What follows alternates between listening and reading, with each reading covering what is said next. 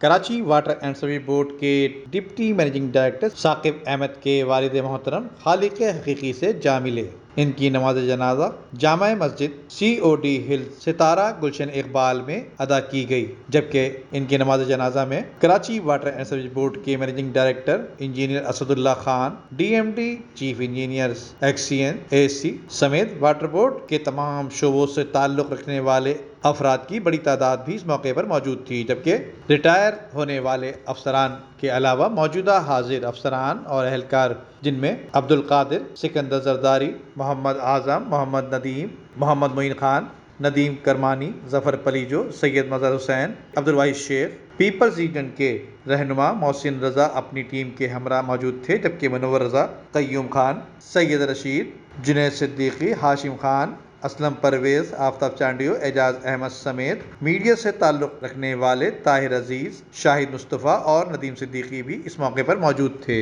Camera مین team کے ساتھ Nadeem Siddiqui, M7 city news, Karachi.